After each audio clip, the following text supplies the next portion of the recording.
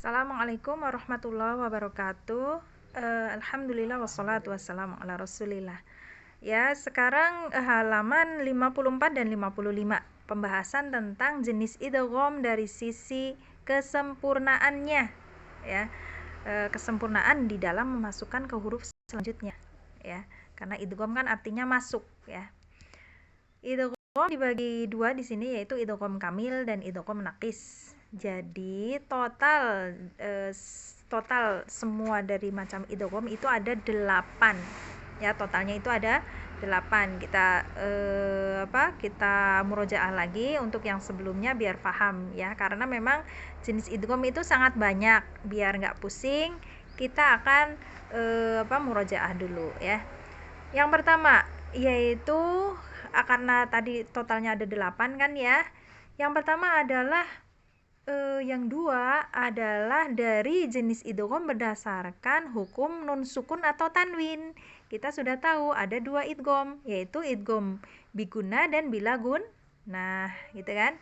Lalu jenis idgham berikutnya adalah dari sisi hukum mim sukun, ya. Hukum mim sukun itu ada namanya idgham mimi. Gitu. Jadi udah 3 ya. Jadi dari hukum nun sukun tanwin, lalu dari hukum mim sukun. Lalu yang berikutnya adalah jenis idgham berdasarkan makhraj dan sifatnya. Ya, dari sisi makhraj dan sifatnya ada 3, yaitu idgham mutamatsilain, mutajanisain, dan mutaqaribain. Ya, udah 6 nih. Tambah 2 lagi ini, yaitu idgham kamil dan idgham naqis.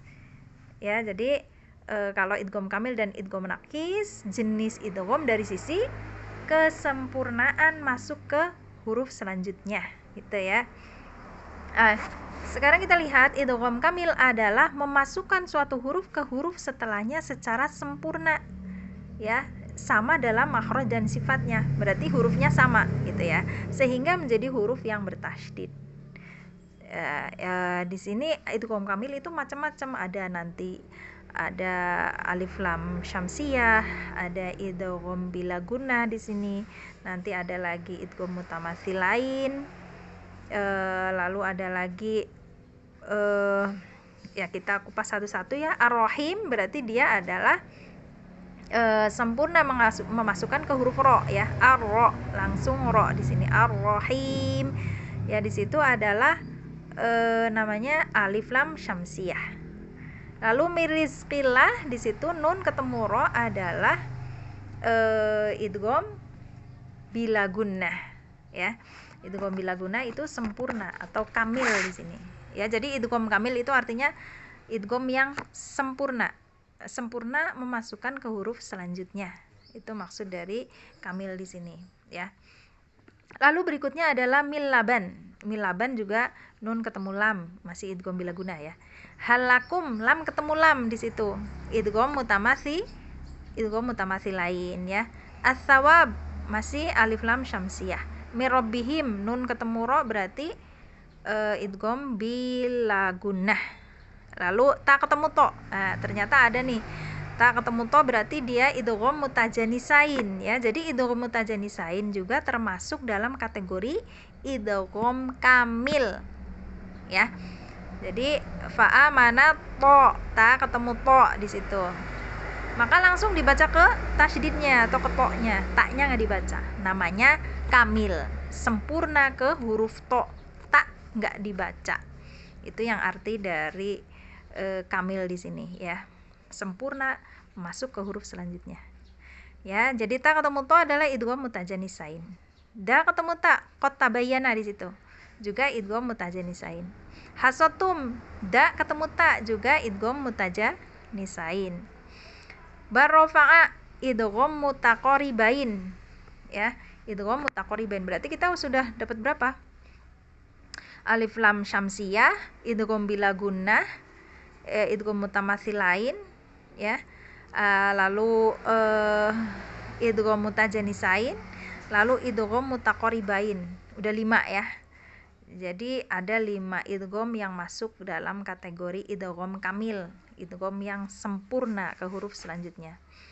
Lalu idzolamu juga za ketemu dho berarti idgham mutajanisain di situ ya. Lalu hudalil linnas berarti di situ apa? Idgham bila gunah ya.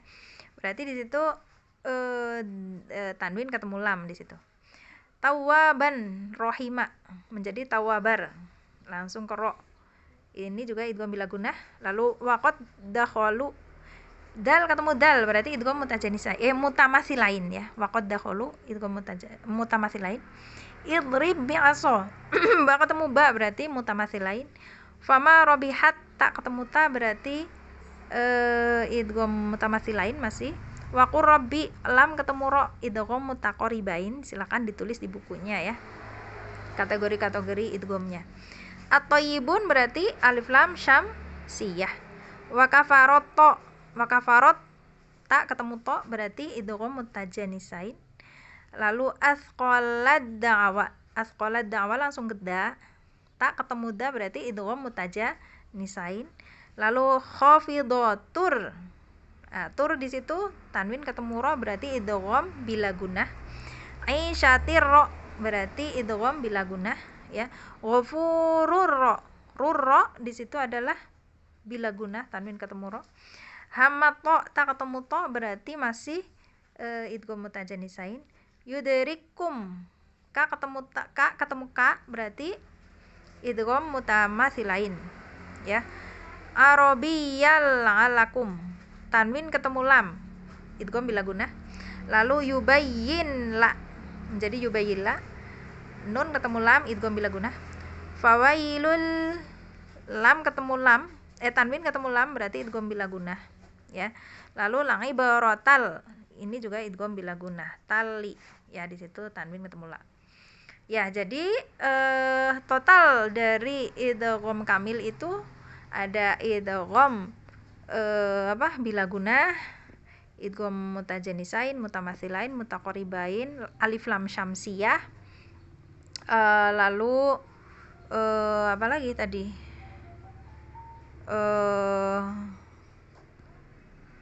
Ya, sepertinya itu ya yang sempurna ya. Jadi ada 5 macam yang masuk kategori idgham yang masuk kategori dalam idgham kamil. Dia sempurna memasukkan ke huruf selanjutnya ya. Nah, lalu catatan di sini idgham kamil selalu ditandai dengan tasydid pada huruf keduanya ya, karena sempurna ya, karena sempurna memasukkan ke huruf selanjutnya gitu. Sekarang idgham naqis. Idgham naqis itu apa? Yaitu mengidghamkan atau memasukkan suatu huruf ke huruf setelahnya sebatas hanya pada makhraj, bukan sifatnya ya. Jadi sebatas pada makhraj bukan sifatnya. Disebut idgham naqis karena masih tersisa sebagian sifat huruf yang diidghamkan ya. Jadi disebut idgham naqis karena masih tersisa sebagian sifat huruf yang diidghamkan. Kita lihat biar paham. Idgham naqis disebabkan salah satu dari 2 sifat ini ya. Ada sifat idbaq dan sifat gunnah. Ya, jadi penyebab idgham naqis adalah karena sifat ini. Yang pertama adalah sifat idbaq. Kita lihat basata ya. To ketemu ta. Di situ kan kita kemarin sudah tahu kaidah untuk idgham mutajanisain. Ini kan idgham mutajanisain ya. Ta, to ketemu ta. Cara membacanya kemarin to tetap dibaca ya, hanya dihilangkan qalqalahnya gitu kan. Atau di sini cara mengidghamkannya adalah dengan mengeluarkan huruf to dari makhrajnya tanpa diqalqalahkan kan. Kemudian menurunkan pangkal lidah untuk menyebut ta yang dikeluarkan dengan sifat hamas. Ya, jadi basa berarti to-nya tetap dibaca, hanya dihilangkan qalqalahnya. Basau ya, basau ta ya, ta. Basau ta. Jadi tadinya to tebel lalu ta tipis. Basau ya, basau ta gitu. Ahau ya, ahau tu, tunya tipis. Ahau tu ya. Ahau tu. Ahau ya. Ahau tu gitu. Ahau tu. Lalu farotu ya, farot ya, oronya tebal ya, farot ya, farotu ya, farotu gitu. Jadi to tebal baru ke tak bacanya. Ya, jadi ini idghamnya nakis karena nggak langsung ke ta ya, taknya nggak di tasydid ya, to tetap dibaca, makanya namanya nakis. Nakis itu kurang, memasukkan ke huruf selanjutnya itu kurang, nggak seperti kamil tadi. Kalau kamil kan sempurna ke huruf selanjutnya masukinnya, ada tasydidnya ciri-cirinya. Tapi kalau idgham nakis nggak ada tasydidnya. Lalu juga di situ huruf sebelumnya dibaca, hanya dihilangkan kol-kolahnya. Ini kalau sifat idbaq. Yang kedua adalah kalau sifat gunnah. Contohnya di sini miwa, miwa di situ nun ketemu wawu. Ya, ini gunnah kan? Idgham bi gunnah ya di situ. Nun ketemu wawu ya. Kenapa disebut nakis? Masuknya itu kurang. Karena kan di situ ada gunnah, sedangkan gunnah adalah sifat untuk nun. Gunnah itu sifat untuk nun, makanya disebut nakis. Kalau nggak nakis atau sempurna, pasti dia nggak didengungkan. Ya, di sini disebut nakis atau kurang karena dengung pada huruf nun masih kita baca. Miwa, itu kan ada dengungnya kita bacanya. Sedangkan dengung itu adalah miliknya si nun, miliknya huruf sebelumnya, makanya namanya nakis. Nakisnya karena dengung, dengungnya masih dibaca gitu. Dengung pada huruf sebelumnya masih dibaca. Miwa ya, liwa di situ juga sama, tanwin ketemu wawu, idgham bi gunnah, tapi yang ini ketemu wawu ya, yang depan juga ketemu wawu ya. Nanti ada yang kedua iyakulun, di situ nun ketemu ya. Jadi selain ketemu wawu, nunnya juga bisa ketemu ya, masih digolongkan idgham nakis karena iyaku ya, kan ada dengungnya kita bacanya. Sedangkan dengung itu miliknya si nun, milik huruf sebelumnya. Berarti kan huruf sebelumnya masih terbaca walaupun sedikitnya karena gunahnya doang yang dibaca, walaupun nun nggak dibaca, tapi kan gunahnya nun masih dibaca, makanya disebut nakis, kurang.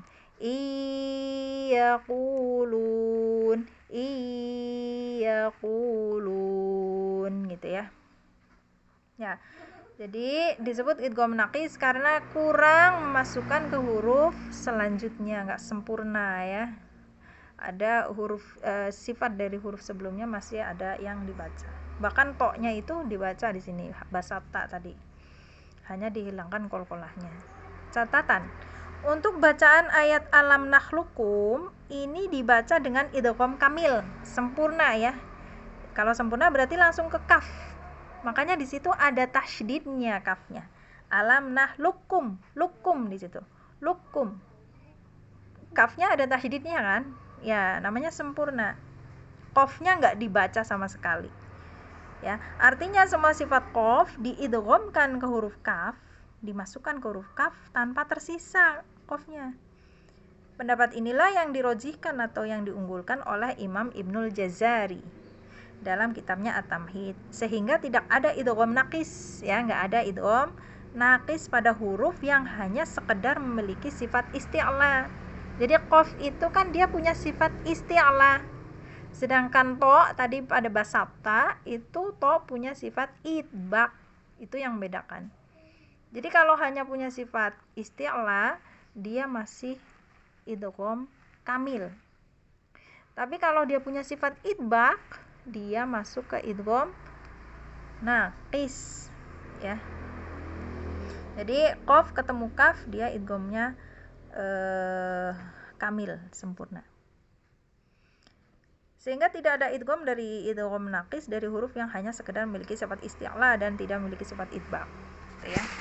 Ya, semoga bisa dipahami ya, ini pembagian idgham yang pamungkas ya. Jadi ada 8 macam idgham.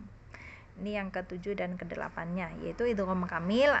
Kamil itu sempurna, artinya idgham kamil adalah masuk dengan sempurna ke huruf selanjutnya. Sedangkan idgham naqis masuk ke huruf selanjutnya tapi kurang. Kurangnya kenapa? Karena huruf atau sifat huruf dari huruf sebelumnya masih terbaca oleh kita. Contohnya pada po itu karena sifat idbaq, pada nun karena sifat gunnah. Bisa dipahami ya? Barakallahu fikum.